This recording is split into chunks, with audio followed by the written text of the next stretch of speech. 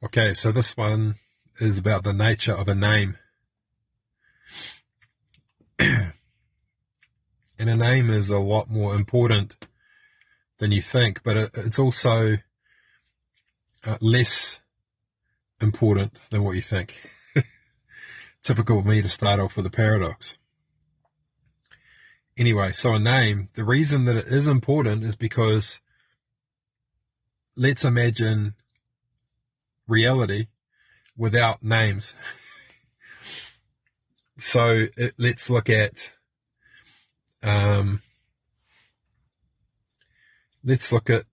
my wallet. Here's my wallet. So without it, what is it? And you might say, well, it's a plastic container and holder of debit cards and business cards. Okay, so now what if they remove the name debit card and credit card? Now what is it? It's a plastic container of things.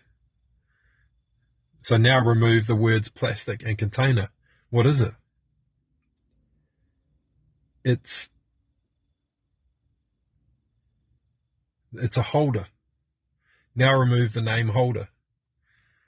So you see, eventually it doesn't exist. At some point, it becomes meaningless.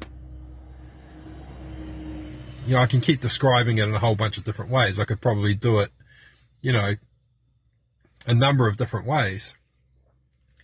But if you keep removing the names of the words that I'm using to describe it, eventually it disappears. Eventually there's no way of meaningfully describing what it is,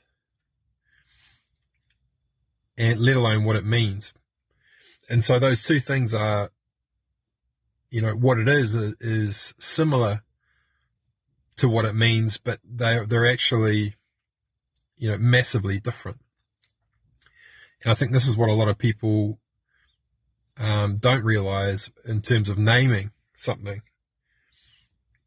is that the word is used to describe what it is, but the word contains a meaning. So the word describes what it is, whatever that object is. The word is used to name what it is, and the meaning of the word contains its essence. So that's really important to understand, because the word contains its essence. The word is not its essence. The word contains its essence, whilst describing what it is.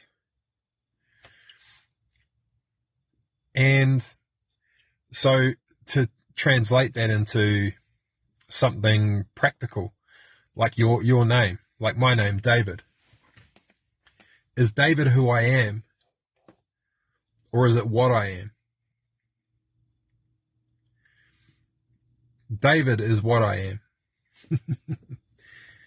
But the word contains my essence. The word contains my essence. And, a lot of people will name their children based on the essence of a name. Maybe what it means, who it came from. Could have come from a grandfather or a grandmother or someone known to them, or someone in society who they revere. Or it could be the meaning of the name. For my mother, she just randomly, she only told me this the other day, actually. And, she told me the story of holding me, and she says, because my surname's Ding, it rhymes with king, and she said, this is King David. because ding rhymes with king. And so it was David. And it was no more meaningful than that, just the fact that it rhymes.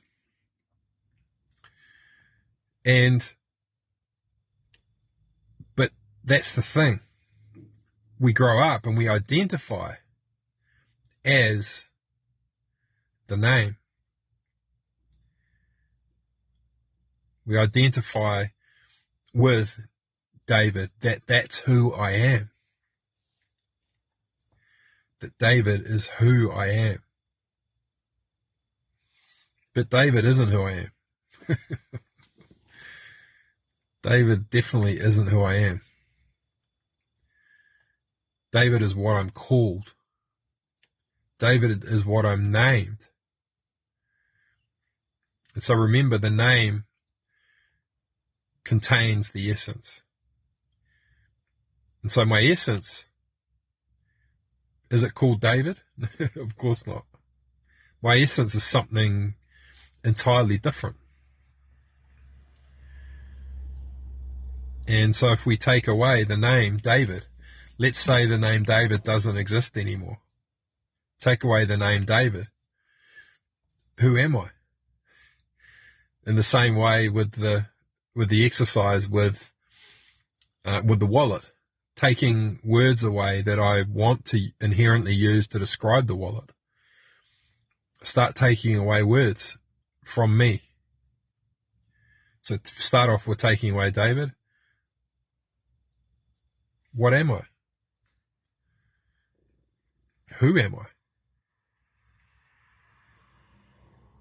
I? I'm a man. Okay, let's take away man. I'm a human being. Take away human being. I'm a life form. Take away life form. What am I? All of a sudden, if you keep taking these things away, all these layers of words, it's like a cloak that we wear. It's like clothing that we have on all the time and we don't realize we're wearing it.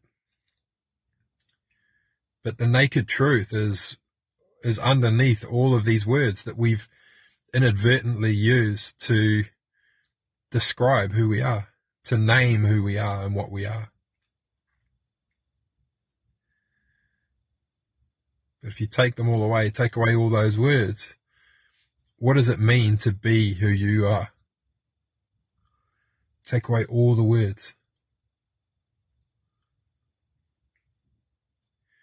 And so now imagine a world without words. There's nothing. There is nothing. Nothing can exist without meaning. Nothing can. Because without meaning, there's no interpretation. And without interpretation, there's no behavior. No behavior, no life. No life, no thing. Nothing. Because every form of life is determining a future now moment in its existence based upon the interpretation of the signals it's receiving from its environment. And so the interpretation is what is the fulcrum to behavior. The interpretation of the signals I'm receiving from my environment, what I'm hearing, seeing, smelling, tasting, and touching. My interpretation of those things is determining the decision I make next. It's raining and the water on my skin is uncomfortable and I don't want to get wet. So that my interpretation of that determines whether I get my umbrella out or not.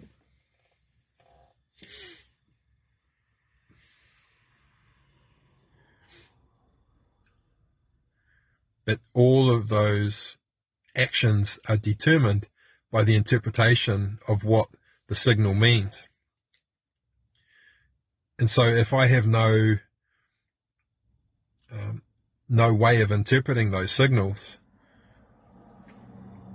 meaning there's no words. There's no words. What if there's no words? I don't know what wet means. I don't know what rain is. I don't know what it means. I can't interpret the sensations that are going through my body. They're just sensations. They're just impulses that are rippling through my body that are indescribable. I have no reference. I have no way to behave because there's no way that I can process being able to say, oh, I'm wet and cold, therefore, which means that I need to X, Y, Z. If you don't have words, then you're just in a state of pure chaos. You're just swimming around in a whole bunch of chaotic signals. Feeling feelings, feeling impulses, and having no clue what they mean. Having no way to interpret them. And this is the very nature of emotion. This is the very nature of, pre-manifested reality.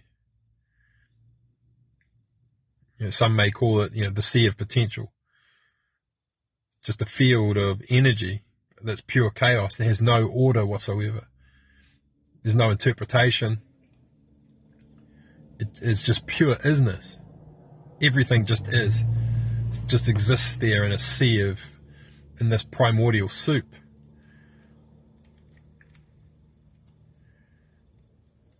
And it's simultaneously everything and absolutely nothing at all. It's the most incredible state. For any of you that are into, deeply into meditation, and you have the ability to bring on this experience of being in this energy, you'll know what it's like where you're in it and you feel something, and the moment you go to interpret it, you just get confused. You're like, oh, I thought I was, and then you feel something else, and then you're like, oh, hold on, what was I going to say? It's a state of pure confusion. It's a state of pure confusion. Just absolute confusion. Because that's really all that it is it's everything's fused together in a soup. It's like the entire bandwidth that reality has the potential to utilize is captured in that space where that has no name. Just pure chaos.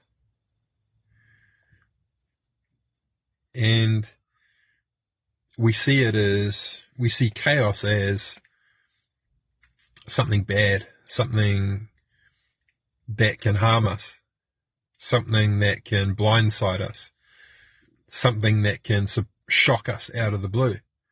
It's like it's totally unknown. What am I going to feel in this moment? What am I going to feel in the next moment? Pure chaos means anything can happen at any given moment. But this is where we miss the genius of this energy. We miss the genius of chaos. We miss the light aspect. We're so focused on the shadow nature of chaos. Most of us, experience it as the sensation that the rug's going to be pulled out from underneath us in any given moment. And chaos will ensue, and you'll have no ability to control it. And that's why it's pointless resisting chaos, because, if you're someone that always feels has these experiences of, chaos, and that you don't have control, it's only to show you that you truly don't have control. Chaos is chaos. Chaos is what it is. But what you do have the ability to do is to interpret, to decipher or interpret the meaning of the signals, which are chaos. All signals are pure chaos until they're named, you see. And so to bring in the power of the word, what you're actually doing is you're determining the nature of chaos. You're deciding upon the nature of chaos, of what it is. You're saying, let there be light. This is light. You're saying, this is David.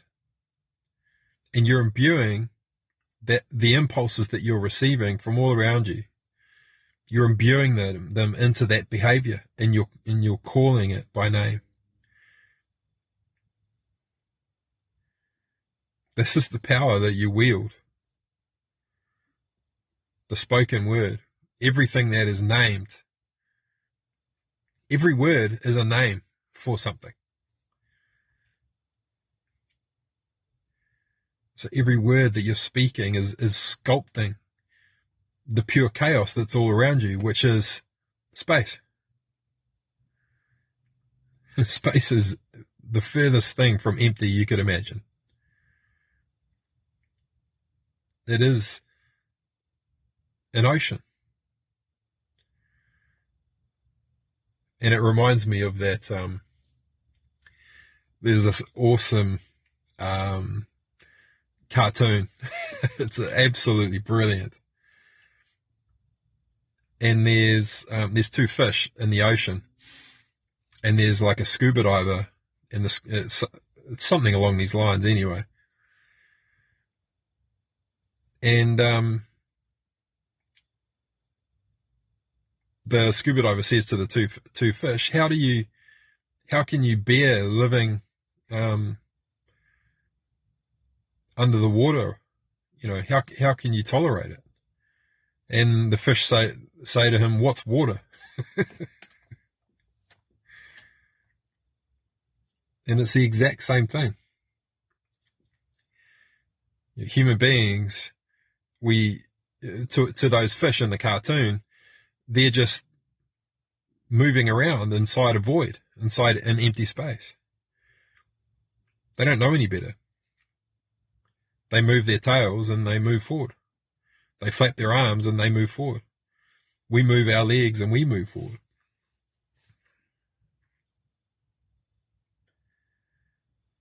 It's the same thing. Space is exactly the same. We're enveloped by it. Space is the container of everything.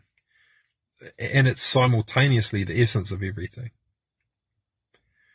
And the best metaphor I could use to describe it is that the space, because space exists between everything else. And so you imagine space like it's the bloodstream of the galaxy.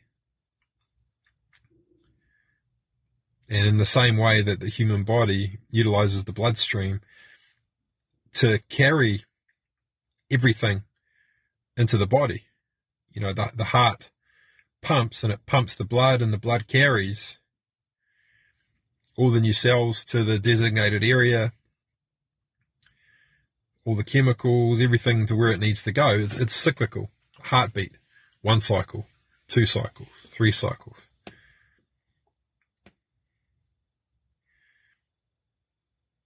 And space is very similar in that it's cyclical. You can see the cycle in the orbits, and so you can see the universe as having its own heartbeat. And the orbits are in perfect unison with this heartbeat. But the heart of the universe is pumping space. Pure chaos. The primordial ooze. And, there's lots of theories about, dark matter and, the fabric of space. People are talking about space now being like a fabric, whereas it is something tangible, but it's much, much more than that. It's everything, and it's nothing simultaneously, until it is named.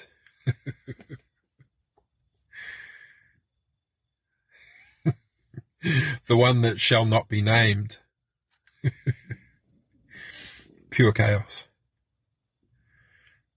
But isn't that incredible that you're the one that wields the power to determine its nature and its form? The meaning of one word, determining, in the series of words that you name certain aspects of your reality, determining the nature of the final form that something takes. Whether you're designing a computer program using software, if I put a comma here, it means that. If I put a bracket here, then I can put this word in, and this will come out the other side. That's how powerful we are.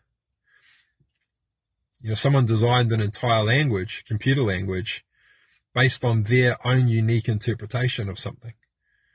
And that language evolved based upon other people adopting that meaning for themselves. That language only exists because people chose to adopt the original interpretation of one human being. Would that computer language exist otherwise? No, it wouldn't. There would be nothing there otherwise.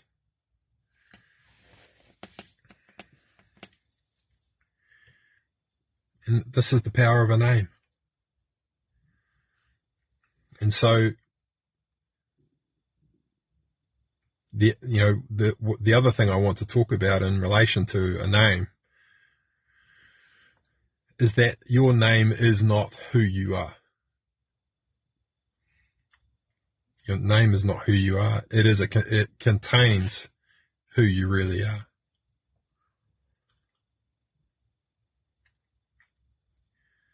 And who you really are is pure chaos. And your name is simply one layer of clothing, for want of a better phrase, that you wear.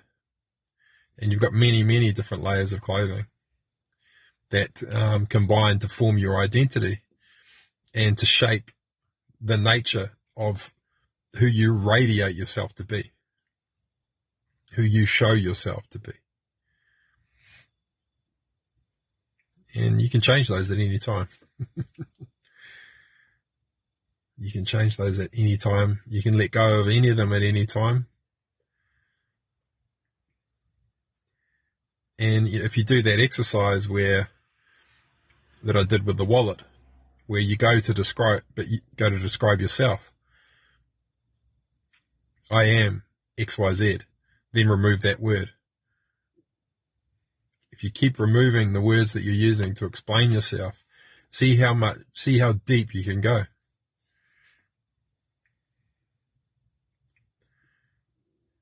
And if you're adept at integrating your shadow nature, then you'll be able to go so far that you come to the point of understanding that you're nothing. You're truly nothing. And you're everything simultaneously. That's the truth of who you are, is you're nothing.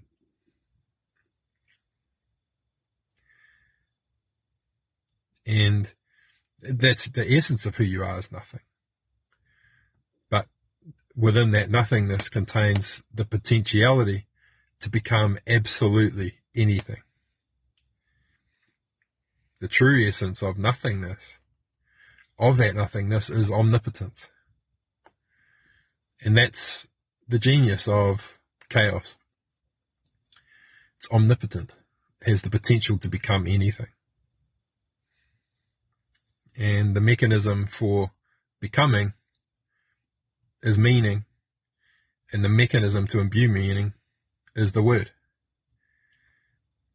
Because the word contains the unique interpretation of an experience of that chaos.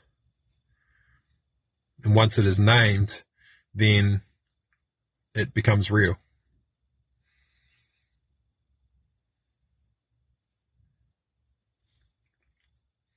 So if you're walking around in your life and you feel insignificant or small or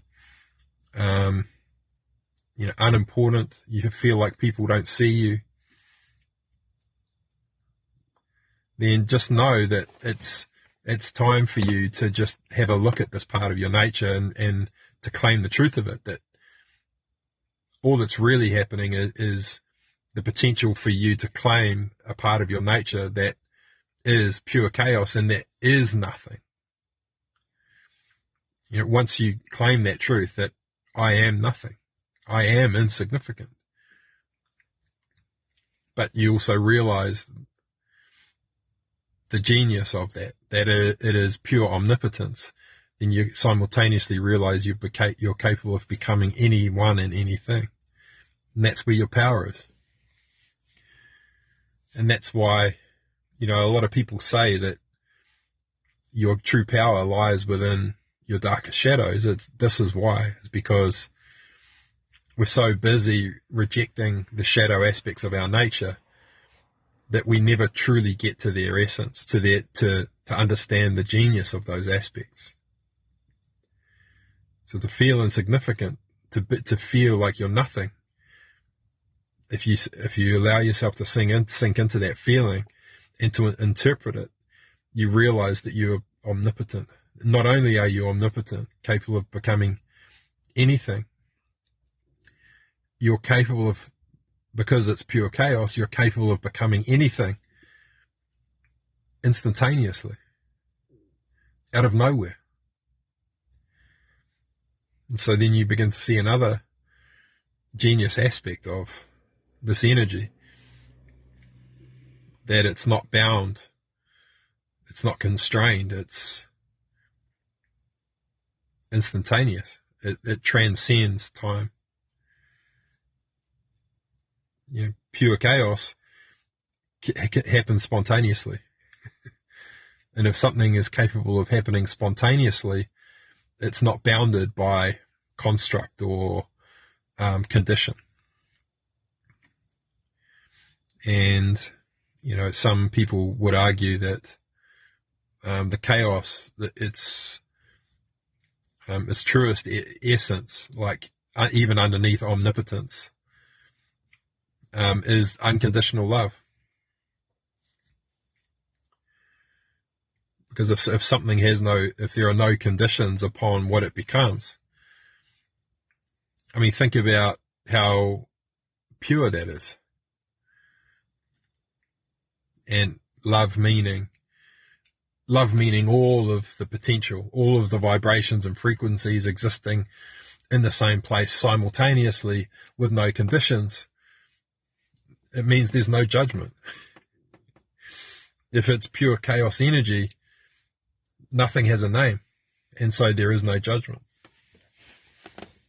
And so we view the unknown or the abyss and the chaos energy as these dark places, because space is black. But if you're painting a picture and you get all of the colors and you mix them all together, eventually they'll turn black. It's because they all coexist together in perfect harmony, that no single element can be named or seen. nonetheless, they're all in there coexisting in perfect harmony with zero conflict, no conditions, just existing in a state of pure potential, ready to become absolutely anything that you will it to become, unconditionally. You don't have to do anything. You don't have to change anything about who you are. You don't have to learn anything. You don't have to understand anything. You don't have to do anything first. All you have to do is speak the word.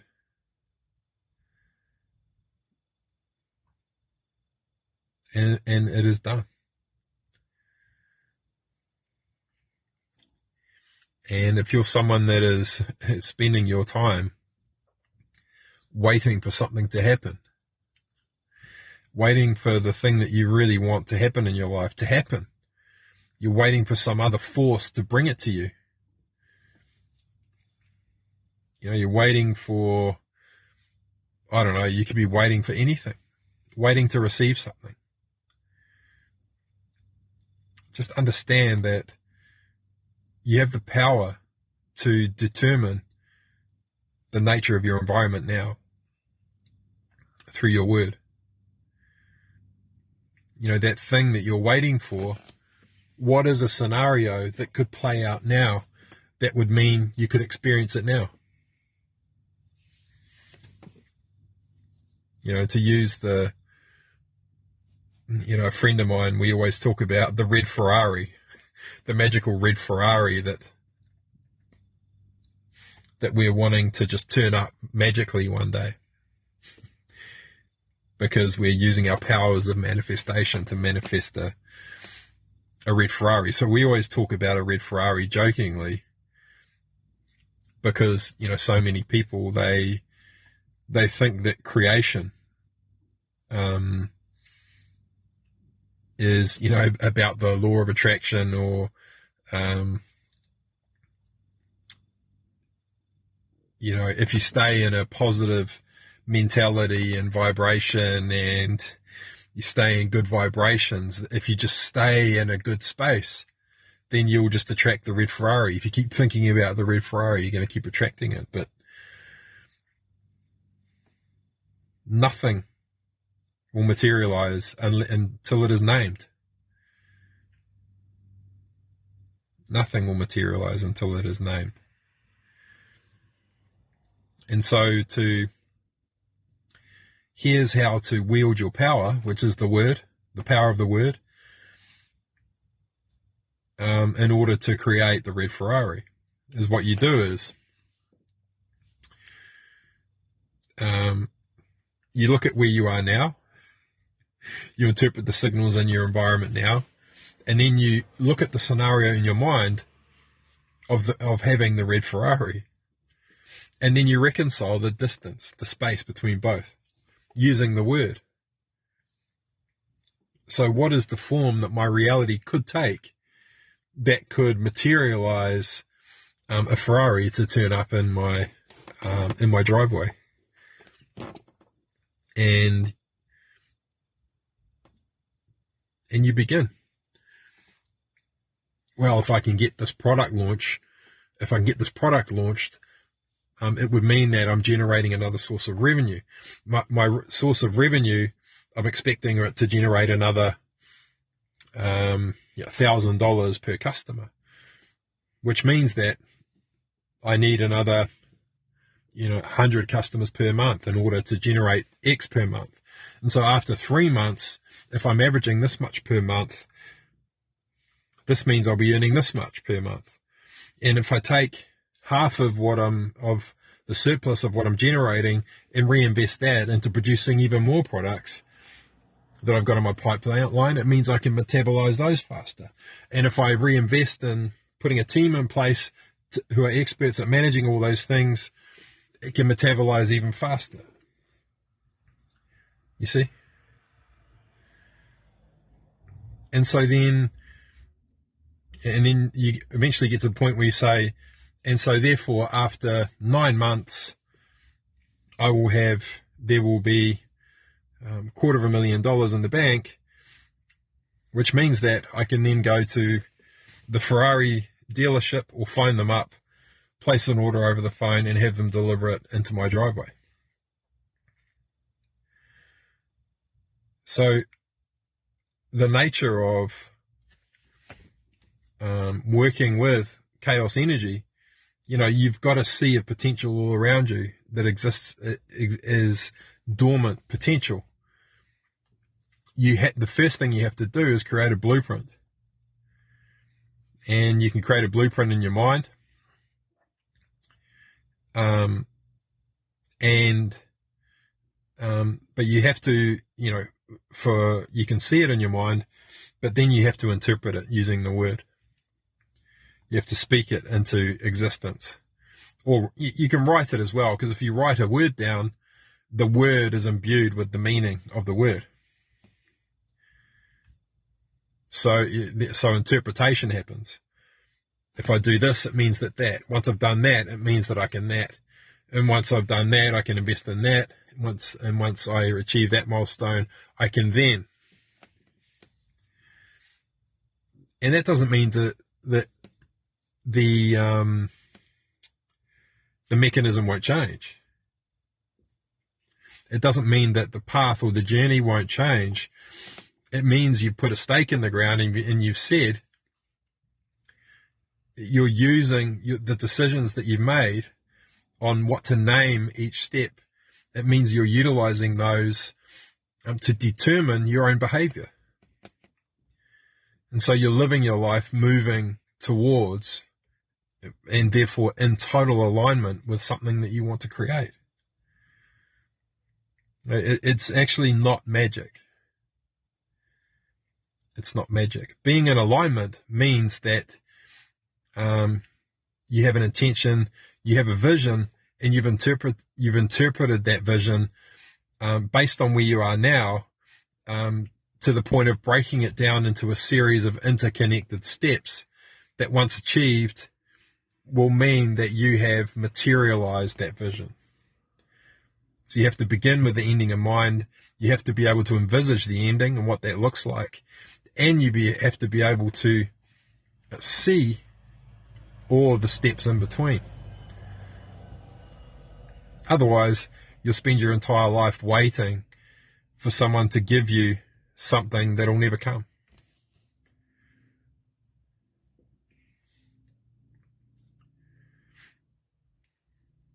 And, this is how you take command of your life. This is how you take control of your life. You have the privilege of interpretation, of language. And you've been imbued with the power to wield that in whichever way you choose.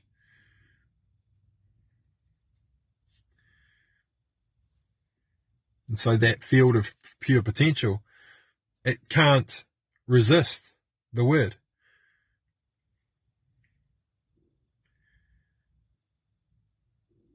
The moment you speak, it is given. It's done. You don't have to ask. It's unconditional. It's just given.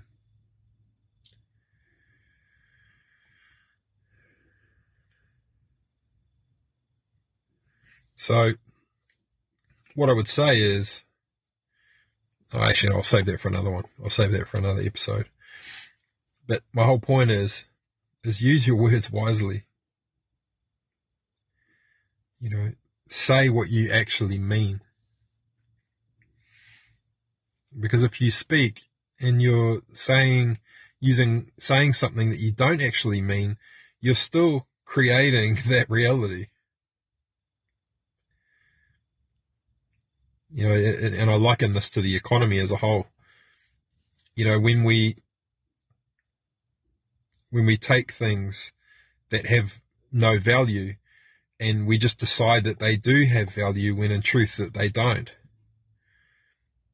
we're creating imaginary worlds that have no real substance. because money has no real substance. It's just a piece of paper. Your cryptocurrencies, they have no real substance. They're just imaginary commodities, and we've decided that they have value because that's what we've all decided, that these things are going to be valuable.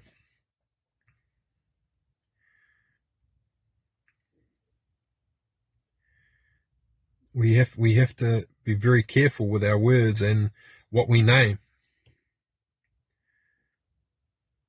And, don't ever let someone else's name for you determine your path or your journey. Your journey is uniquely yours.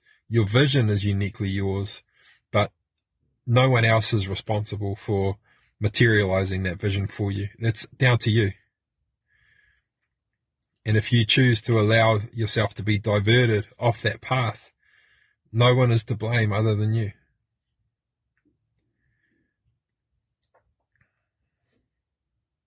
In each new moment, you have an opportunity to make a new decision, to interpret something in a new and different way. And if you can align those decisions, if you can line them up with the path that you can see that will lead you towards what it is that you want, if you can line those two things up, you'll start to feel a flow. Doesn't mean it's not going to be hard or challenging. It doesn't mean you won't make mistakes, but it means that you're determining your own. You're creating your own life. You're deciding the way that you want your reality to be. And that's what living is. It's almost, superfluous whether you reach the peak of your mountain or not. What you have been doing is collaborating with life to create from moment to moment for a meaningful purpose. And if you're truly living in this way, you're appreciating yourself because you're focused on what you want to become, on where you want to go next, on what you want to experience next. And you're deciding what the next step to make is. You're determining who and what you become. You're not leaving it to someone else. Okay. So I'll leave it there. That's all for now for the nature of a name. Talk soon.